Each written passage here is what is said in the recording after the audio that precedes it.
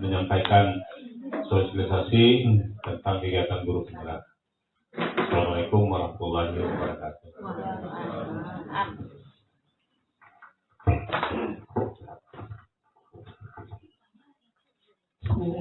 Assalamualaikum warahmatullahi wabarakatuh. Terima kasih kepada Bapak Kepala Sekolah kita yang telah memberikan kesempatan pada kami. Yang sama-sama kita hormati Bapak Kepala Sekolah kita, Bapak Nasrizal, dan yang kami hormati Bapak Ibu Wakil Sekolah UPT SMP 1 Rembatan, Bapak Ibu Tata Usaha, dan seterusnya Bapak Ibu Majelis Guru yang kami hormati. Sebelum dibagi, nanti adik-adik ini membagikan Bapak Ibu, dan mohon nanti ketika Bapak Ibu mendapatkan belum dibuka dulu, sama-sama serentak kita buka, karena ini pakai ada timernya. Nah, dengan waktu 3 menit ini kita sama-sama jalan semua. Dan kemudian nanti kalau seandainya di antara Bapak Ibu ada yang sudah ikut permainan ini, berbuatlah seolah-olah belum pernah. Jadi diam-diam aja. Oke? Jadi rahasia kita saja. Nah, jadi biar teman-teman yang lain juga bergerak. Oke, siap?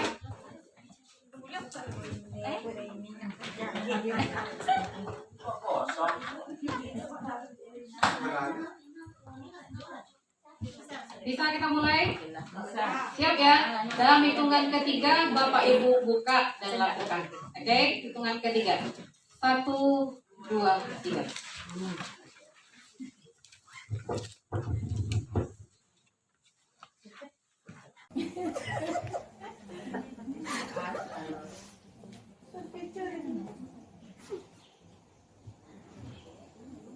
Lima, 4, 3, 2, Selesai. 1.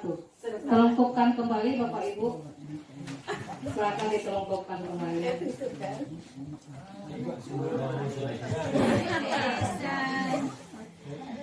Iya, oke. Yang pertama saya ingin tahu siapa Bapak Ibu yang sudah pernah main? Yang sudah pernah main ini? Yang sudah pernah baca ini?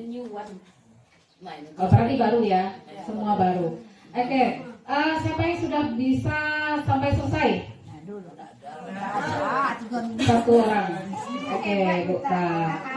Oke, sudah selesai satu ya. Iya, boleh.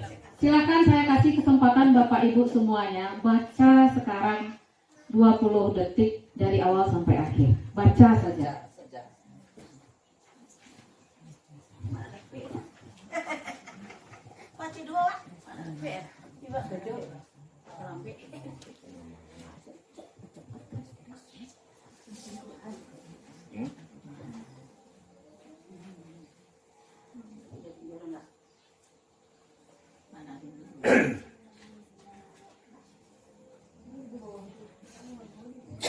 Sudah. Nah, siapa yang bisa memberikan refleksi Bapak Ibu? Satu orang saja. Ya, Anggota silakan. Ini ada perintah semuanya 20. Ternyata hanya satu kita bekerja. Mengingkari nama. Ya. Di banyak perintahnya satu yang manfaat. Oke.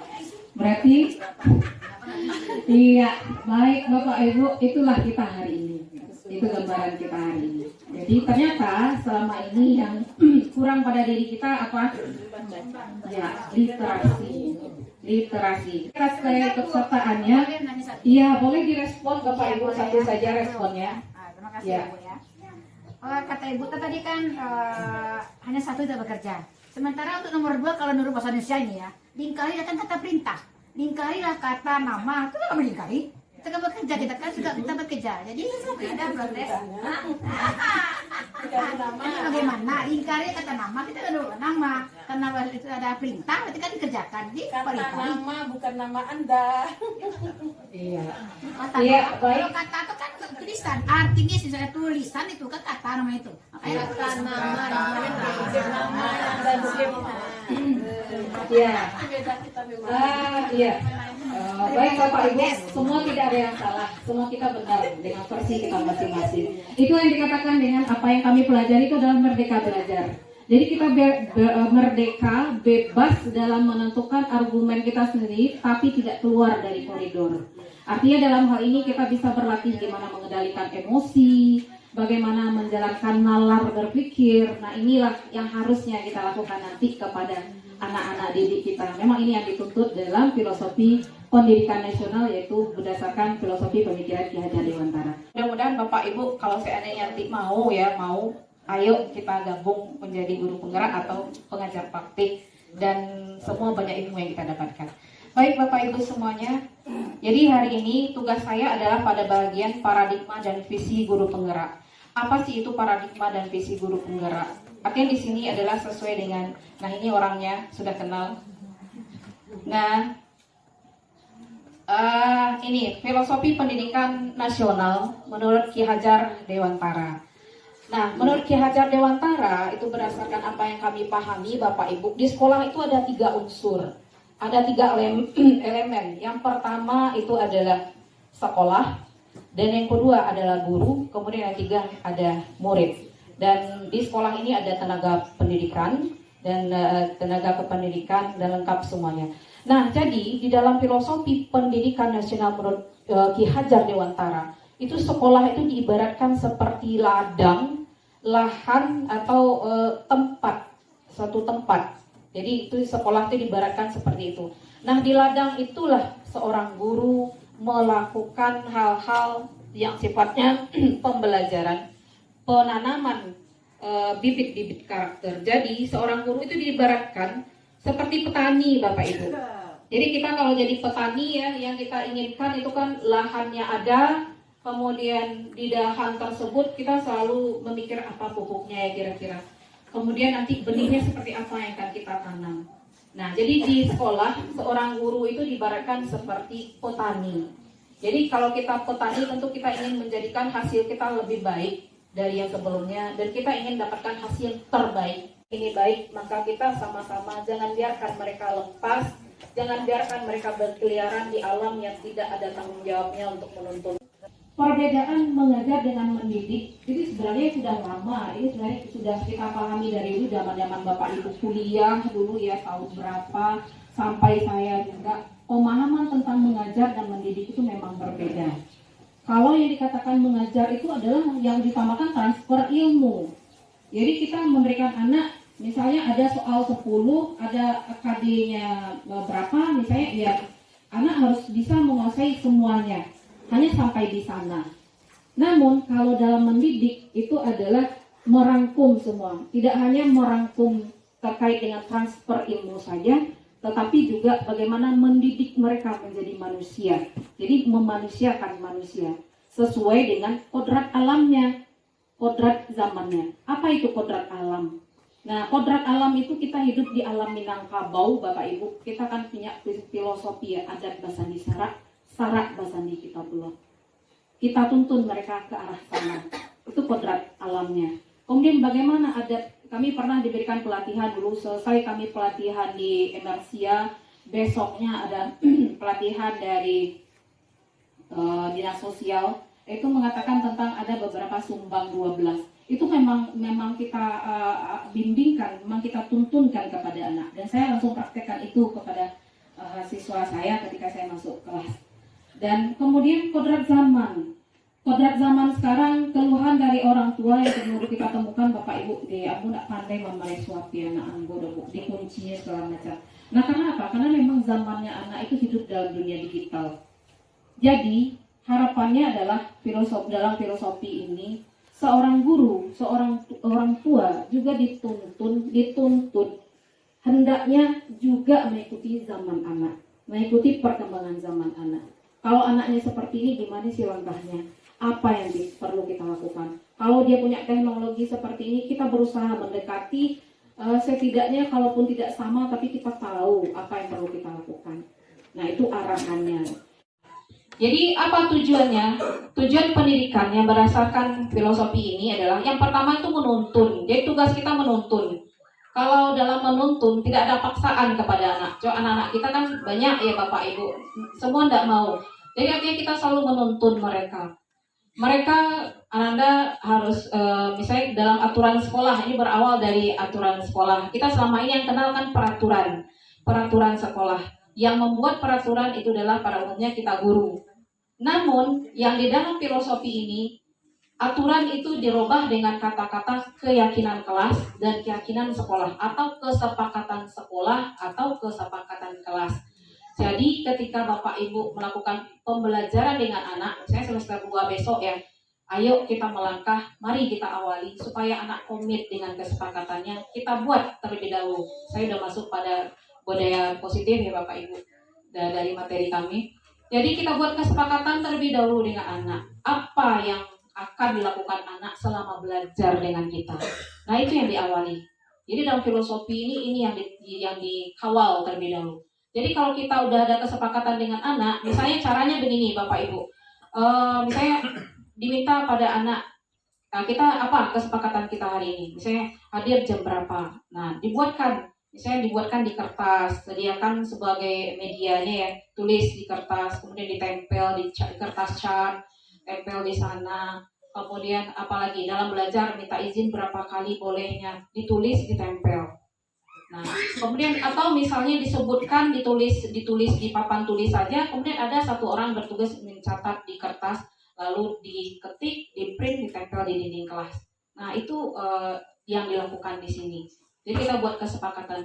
Dan kami, terutama saya, dan memang itu selama ini ketika saya masuk kelas memang itu yang dilakukan dengan anak. Dan alhamdulillah sampai sekarang anak ketika belajar dengan saya terutama itu memang komitmen itu yang saya tanamkan dari awal saya jadi guru BK, memang itu yang saya konsepkan. Ternyata memang ada di sini gitu. Jadi komitmen awal dengan anak itu perlu.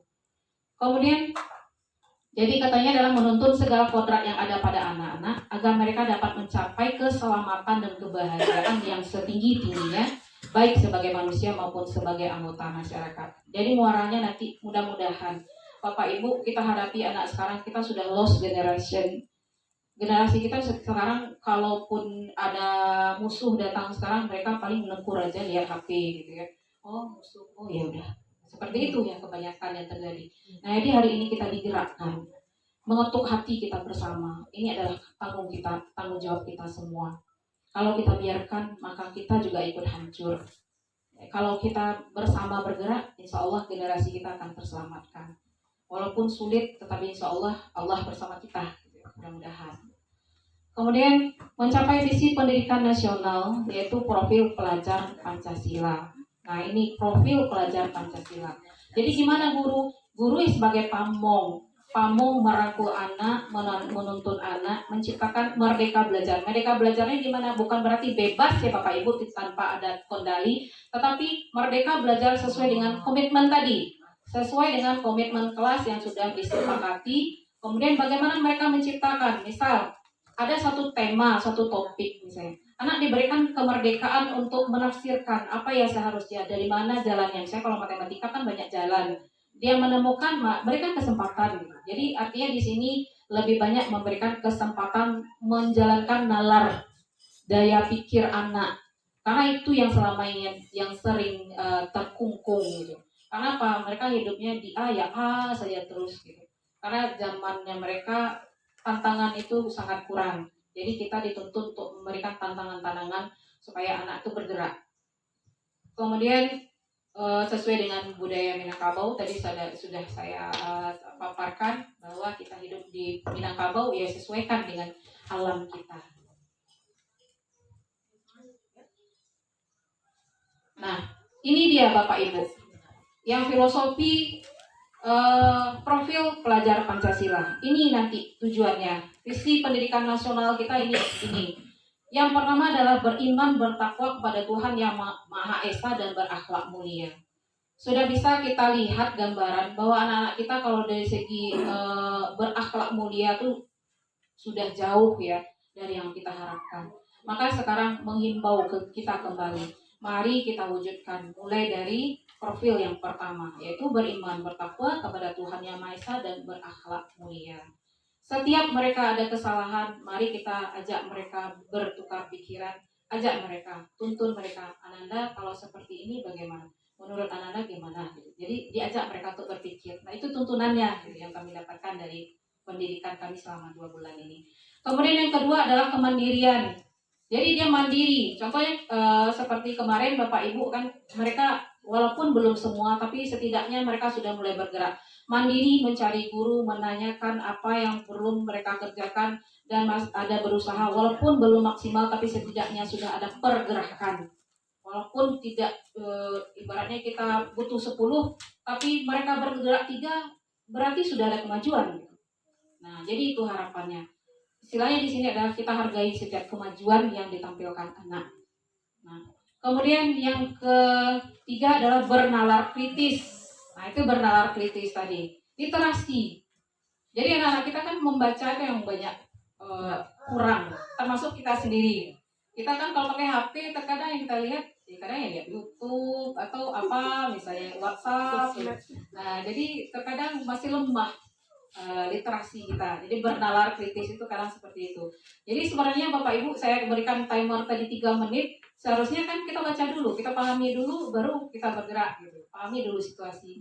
Contoh kita mau pergi ke sesuatu tempat, kan kita lihat situasi dulu, gak langsung masuk ke sana gitu. Nah, jadi kan itu filosofinya. Kemudian berkebinekaan global. Artinya adalah kita berasal dari berbagai budaya. Kita berasal dari berbagai latar belakang keluarga. Nah, kita di sini dituntut menghargai latar belakang orang lain. Contoh, ada anak-anak kita yang mereka tidak bisa belajar, tidak mau buat tugas, ternyata ada latar belakangnya. Contohnya, karena di keluarga tidak ada fasilitas yang mendukung dia untuk belajar. Barangkali dari keluarga tidak ada dapat perhatian. Nah itu memang di kebinekaan global ini yang dituntut saling menghargai. Kemudian ada lagi budaya kita berbagai macam. Nah itu yang diharapkan nanti visinya itu adalah berkebinekaan global, kita saling menghargai budaya dan agama kita masing-masing. Kemudian bergotong royong. Nah gotong royong memang terasa oleh kita. Gotong royong, gurunya kerja, anaknya berdiri. Nah itu yang kurang. Nah itu kedepannya yang diharapkan. Visi ini kita mengajak anak bagaimana menuntun mereka ketika kita bekerja bersama. Nah mereka ikut tergerak, menggerakkan. Berikutnya adalah kreatif. Nah ini masih juga, nah ini yang dituntun. Kedepannya mudah-mudahan 2045 generasi emas Indonesia bisa kita raih kembali. Dan kreativitas ini memang muncul dari putra-putri Indonesia, itu harapannya ke depan.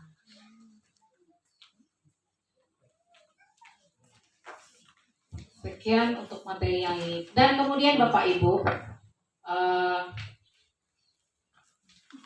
ini dan saya langsung saja daripada tidak bolak-balik nanti Bapak Ibu. Budaya positif. Nah, jadi pengaplikasian dari paradigma tadi, kami ada pada modul salah satunya sekarang itu berbagi pengalaman dengan Bapak Ibu, yaitu tentang budaya positif. Apa sih itu budaya positif? Budaya positif tadi sudah saya mulai singgung, yaitu budaya positif itu tentang aksi-aksi, disiplin-disiplin, bentuk perilaku yang bersifat positif yang datang dari anak. Dan kita sebagai guru menjadi teladannya.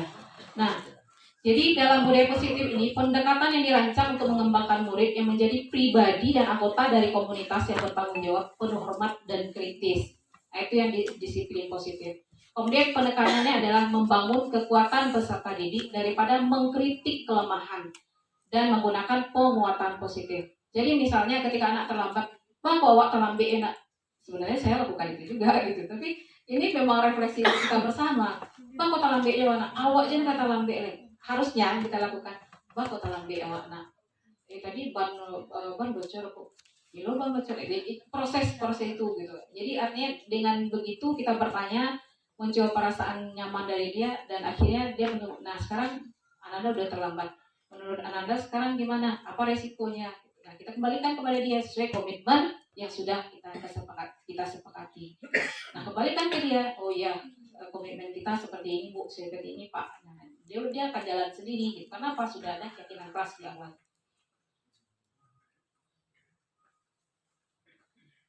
Berikutnya ini pengalaman tentang budaya positif. Yaitu yang pertama pendidikan untuk membangun peradaban. Jadi dengan budaya positif, peradaban suatu bangsa itu akan tumbuh sehingga pendidikan karakter itu akan ada di suatu sekolah. Kemudian salah satu wujud dari pembentukan karakter murid adalah melalui budaya positif. Dan yang ketiga, disiplin yang diharapkan adalah disiplin dari dalam diri atau motivasi internal, bukan karena orang lain. Karena kalau dengan motivasi karena orang lain, maka tidak akan bertahan lama. Wah, janji ibu nah, janji ya, karena sebatas janji, kalau nggak ketemu dengan kita lagi dia ingkar lagi gitu. Nah, itu efeknya. Nah, kemudian murid harus menyadari apa tujuan ia melakukan disiplin sehingga tumbuh suatu kesadaran. Nah, hal yang perlu dipahami itu adalah bahwa setiap kita berperilaku itu karena memenuhi kebutuhan dasar kita, kebutuhan dasar manusia. Ada kebutuhan dasar ingin dihargai, karena kebutuhan bertahan hidup. Misalnya anak ini terlambat datang karena perutnya lapar, karena apa? Karena pembagian waktu, manajemen waktunya tidak mantap. Misalnya masuk jam 7.30, masa ya 7.30 baru datang, dia pergi sarapan. Berarti kan kita menanamkan kepada anak penyadaran bahwa pemenuhan kebutuhan dasar perlu dipenuhi, tetapi bagaimana manajemennya, ke sana diarahkan. Jadi kemudian yang kedua adalah posisi kontrol guru terhadap situasi anak. Gimana posisi kita? Apakah ada beberapa macam ya Bapak Ibu posisi kontrol. Ada posisi kontrolnya yang negatif, itu ada penghukum dan pemberi rasa bersalah. Kemudian ada yang positifnya itu adalah sebagai monitor, ada sebagai manajer, bagaimana kita bisa memanajemen kondisi anak.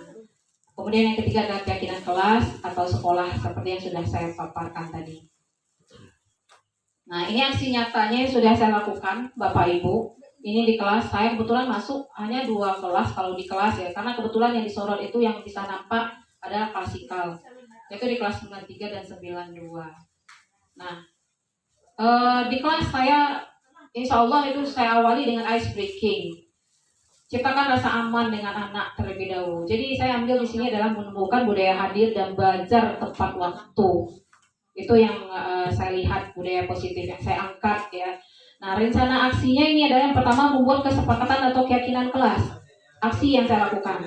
Yang kedua, sosialisasi bersama orang tua. Yang ketiga adalah menciptakan kegiatan pembelajaran kepelayanan yang variatif dengan ice breaking salah satunya. Kemudian yang keempat, menumbuhkan merdeka belajar yang berpusat kepada murid. Nah, Bapak Ibu mungkin ada yang melihat saya bawa siswa duduk di belajar ya di luar di pentas. Nah, itu memberikan aura beda dengan mereka. Jadi ada komitmen kami. Hari ini kita di kelas, minggu besok kita di luar gitu. Jadi ada komitmen. Oh Bu, sekarang kita di kelas ya Bu. Oh iya, kita di kelas. Besok kita di luar. Jadi mereka udah paham hari ini di dalam, besok di luar. Kemudian tolok ukurnya, yaitu yang pertama terancangkan kesepakatan kelas yang sesuai dengan kesepakatan murid. Yang kedua, murid sudah datang ke sekolah tepat waktu. Jadi ini istilahnya itu indikatornya. Ya, jadi indikator saya. Kemudian yang ketiga, indikatornya murid mentaati kesepakatan keyakinan kelas yang telah dirancang bersama. Yang keempat, tumbuhnya kolaborasi antar sesama guru dalam menuntut murid agar bisa menjalankan keyakinan kelasnya.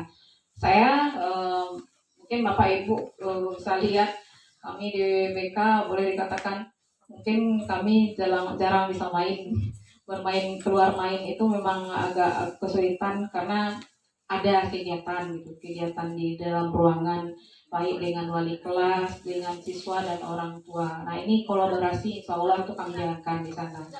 Kemudian yang kelima, terciptanya perasaan nyaman pada murid. Nah inilah yang barangkali yang jadi PR kita bersama, kenyamanan. Kemudian kesepakatan kelas. Nah ini yang sudah tumbuh, yang sudah kami sepakati.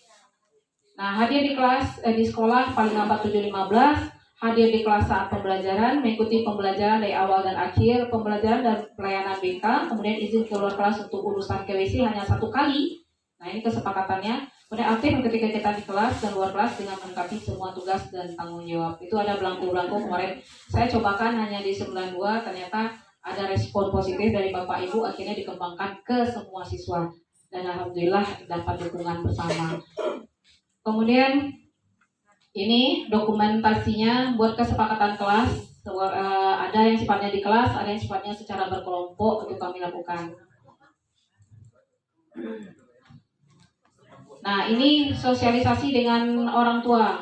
Kesepakatan dengan orang tua itu mengontrol kehadiran anaknya ke sekolah paling lambat 7.15, itu kesepakatannya. Mengontrol kelengkapan tugas-tugas anak di rumah, mengontrol penggunaan HP selama di rumah mulai dari pukul 16 sampai 20. Itu kesepakatannya. Kemudian mengirimkan foto penyerahan HP oleh anak ke orang tua lewat Wapri. Kemudian memohon pada pihak sekolah agar mengizinkan anaknya kembali belajar tatap muka. Itu kesepakatan orang tua. Karena kemarin itu karena ini berawal dari kejadian ya di kelas. Ketika saya masuk di kelas tersebut ternyata anak yang cowok terutama ada sekitar 7 orang tidak hadir waktu itu. Saya kaget, saya baru pertama masuk ke sana tapi ternyata mereka tidak ada. Akhirnya besoknya kami buat kesepakatan, saya kolaborasi dengan wali kelas dan alhamdulillah wali kelas sangat mendukung sekali kolaborasi dan sosialisasi pada orang tua buat kesepakatan. Dan kesepakatannya ini keputusannya orang tua bermohon supaya anak-anaknya tetap belajar tatap muka. Karena masa pandemi kita sekarang masih dalam suasana pandemi, agak beresiko juga anak dari rumah ada tetapi tidak sampai di kelas. Nah, itu kan cukup beresiko. Jadi kami pasang komitmen dengan orang tua dan orang tuanya memohonkan ini. Nah, ini bukti di Wapri ya, bukti penyerahannya HP dari siswa dan ini aksi nyata dan hasilnya. Nah, ini Bapak Ibu setelah kami lakukan komitmen semua sudah hadir semua. Tidak ada lagi yang di luar. Nah, ini kegiatan di luar.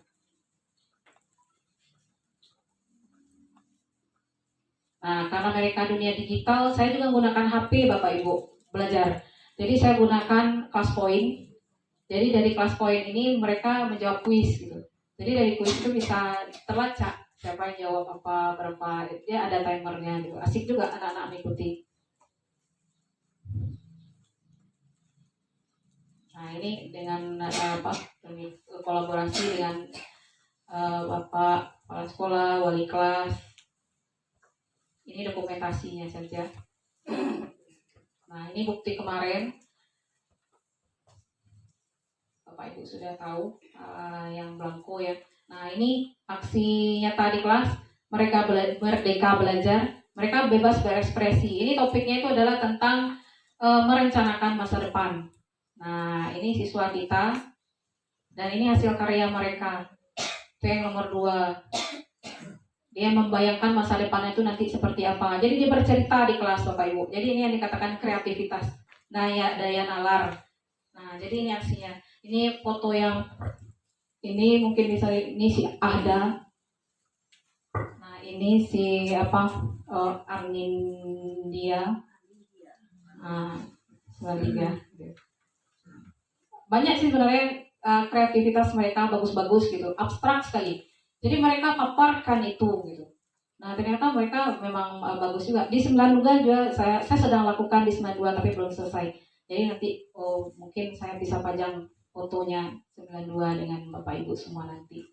Nah, evaluasi apa? Setelah kegiatan dilaksanakan sesuai dengan tolak ukur yang digunakan di atas, diperoleh gambaran hasil sementara bahwa siswa yang telah diberikan pelayanan tersebut ada kemajuannya. Nah, untuk tepat waktu itu khusus di kelas saya itu mereka sudah tepat waktu hadir. Kemudian memang untuk tuntutan tugas ya, karena ada 13 mata pelajaran, itu masih banyak yang belum maksimal. Jadi ke depan itu rencana saya ke depannya. Nah, ini khusus 92 itu masih tugas ya, untuk tugas itu belum tercapai. 93 itu alhamdulillah waktu itu saya tuntun mereka sudah lengkap semua.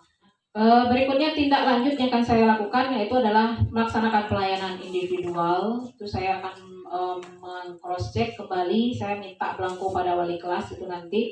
Kemudian berkolaborasi dengan wali kelas dan guru mata pelajaran dalam menuntun murid, memetakan kesulitan murid dalam menyelesaikan tugasnya. Karena kita pahami bahwa sesuai dengan kodratnya, tidak semua anak harus pintar di mata pelajaran A. Barangkali mereka bakatnya di B. Jadi dalam hal ini kita harus menuntun mereka. Ibaratnya seperti ini, kalau kami di BK, kalau anak bakatnya jadi elang, jadilah elang yang lihai hingga pidahan sekecil apapun. Jangan paksakan dia jadi ikan, karena bukan itu habitatnya. Kalau dia memang sebagai layaknya bakatnya sebagai ikan, ya kembangkan supaya dia bisa berenang di ombak sebesar apapun. Nah, Jadi itu kalau di BK seperti itu. Nah, kemudian meningkat kerjasama dengan orang tua dalam bentuk murid atau siswa dalam mencapai target budaya positif. Kemudian mendata dan mendokumentkan kemajuan yang telah ditunjukkan murid. Yang kelima, melaporkan hasil kemajuan murid kepada kepala sekolah. Sekian, terima kasih. Salam Merdeka Belajar. Sekian, Assalamualaikum warahmatullahi wabarakatuh.